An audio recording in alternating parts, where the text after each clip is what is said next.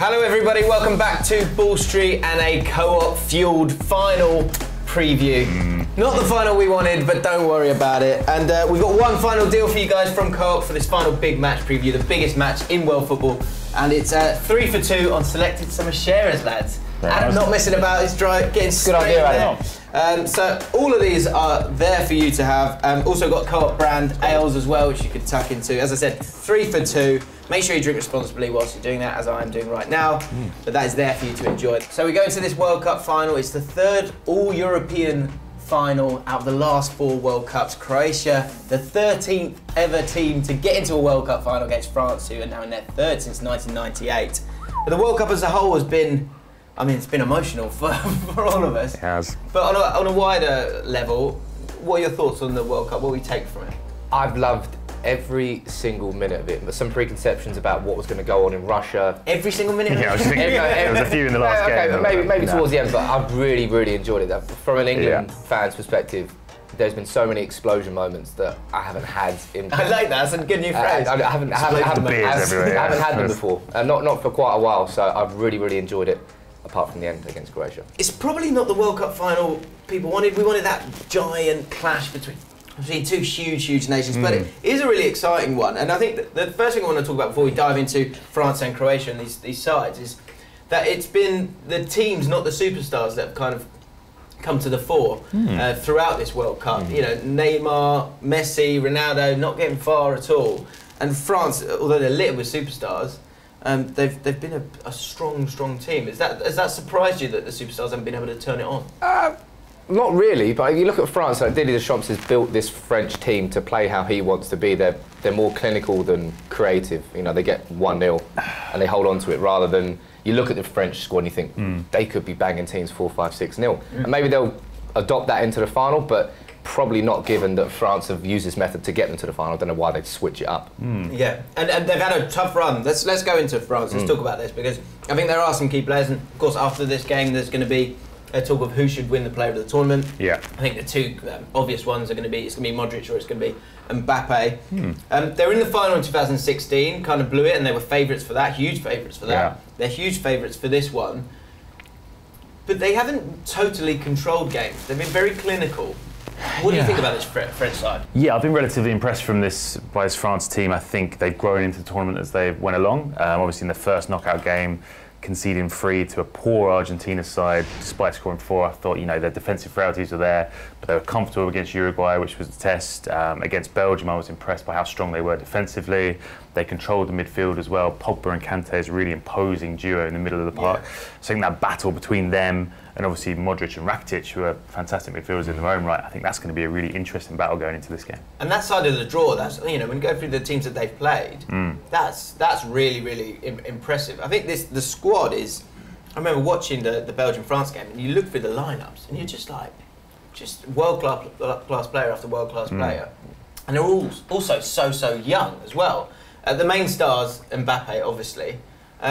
He's dribbled more than any other player in the tournament. 28 successful dribbles along the way, and he really, you know, of all the superstars not delivering, he's one that's really turned up, hasn't he? Yeah, he's definitely been one of the most exciting players to watch at the World Cup, and I'm really looking forward to, you know, as Croatia. You know, Dejan Lovren might be saying that he's one of the world's best centre-backs, but I'm looking forward to seeing what he can do to try and stop Kylian Mbappe. Yeah. So we're going to talk about this very soon, about Lovren and what he said. He's saying, look, I am one of the best in the world. Sam is ready to go. I really am. You couldn't wait to talk about that. No, if you look at the French run to the final, beating Argentina, Uruguay and Belgium, it's a fantastic run. But on the other side, Croatia have gone through 3 extra times and they've won all 3 games. Both of them are equally as brilliant in their own right. And it's going to be... It's not a final where there's 2 teams who play the exact same style of football going up against each other. You've got a very resilient Croatia team who, despite going 1-0 down in all 3 of their games, have won all 3 of their games. Yeah. They got some serious grit, and we saw that, unfortunately, firsthand. And then France, they've got those world-class players who seem to be just popping up. Varane's got a header here or there. Then Umtiti comes up with one as well.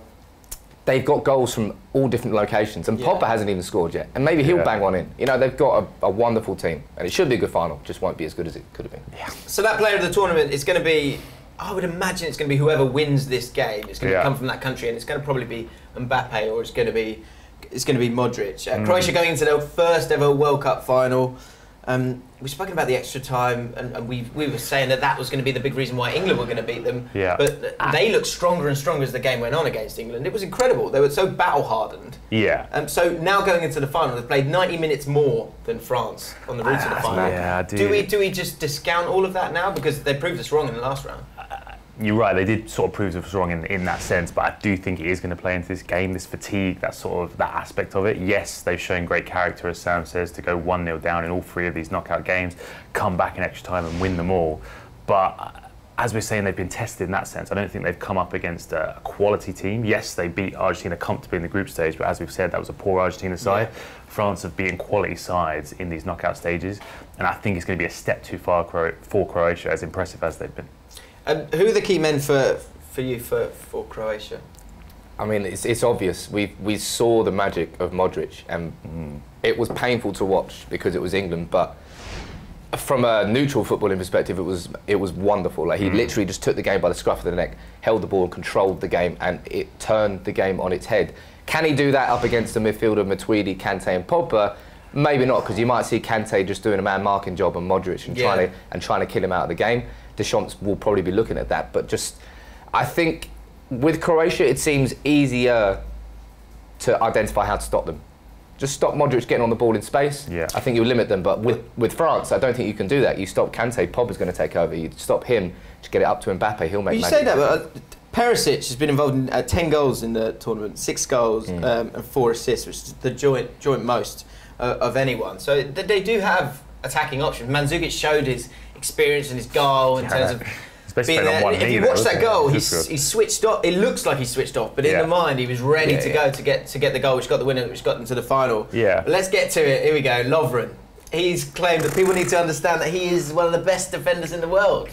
That's what he's saying. Well, look at his stats though. It tells a slightly different story. Yeah. Is he right?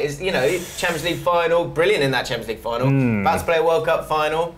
Is he one of the best in the world, Dad? I admire the self-confidence. I think, the belief in himself, that's something to be respected. But I think there's only one player who can sort of claim they're world class and come out with such a claim, and that is Luka Modric for me. Dejan Lovren, he's a good defender, but I assume you're going to disagree with him. I think he knows he's trolling the world when he's saying that, because surely he can't even believe that himself. I mean, Liverpool, yes, you got to the Champions League final. 0% of that was because of their defence, which was poor. It improved as it went on, but they won that because of Salah, Mane and Firmino. They didn't get anywhere near that because of Lovren. And Croatia have gone behind in every single game. Well done, defence. No, Modric, and Modric, Perisic and Mandzukic have been the reason that Croatia have got to the final. Yeah. You've got to have the self-confidence. You've got to exude that to try and intimidate your opponent. So I understand why he's doing it, but I don't even think he believes himself. Really? Okay, fair enough. I think, as you say, I like the self-confidence. And I think if you want to be right up there, you need a bit of delusion, don't you? Just to kind of get you over the line, I think. And it sounds like he's certainly got that. His stats don't back it up for me at all. So, but this is going to be the real test, because actually I think throughout the tournament, like you said, Croatia have dominated a lot of games, and that shows in he's only attempted 4 tackles in the entire tournament. That's incredible. Yeah, I think it's going to be interesting to see that battle, because obviously we talk a lot about Mbappe, Griezmann as well. They've been fantastic. Giroud still yet to have a shot on target, I believe, in this tournament. Really? Sort of a mixed performance against Belgium. He sort of got himself in the right positions. He played that target man role, but couldn't quite. He didn't have the cutting edge, essentially. I think we'll expect to see him start as well, so it'll be interesting to see how he gets on against Lovren, if Lovren can put him in his back pocket, etc. But I think France have just got too many options. They've got too much going forward all over the park. The quality they have, I think, far surpasses Croatia's. Okay, so give me a score prediction, but tell me how this whole final is going to play out. Go on, Sam, you go first.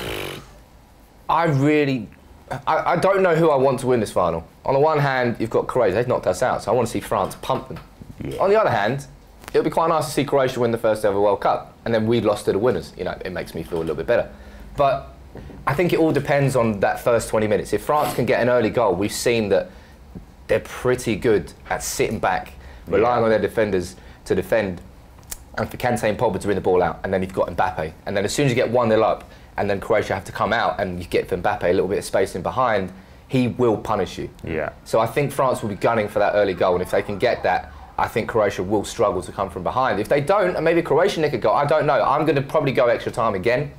I think again, wow. But at this point, it's going to be one extra time too far for Croatia. Sorry, I think France will win. Okay. I think France, as you mentioned, they played 90 minutes less than Croatia. They've had an extra day's rest. I think they're going to come out the blocks quickly. They're going to look for that opening goal. Croatia come on, and look, this France team, they're a complete team. Pogba spraying those balls behind the defence, as you say. I think we could be looking at a 2-3-0, as Sam says, step too far for Croatia. Okay.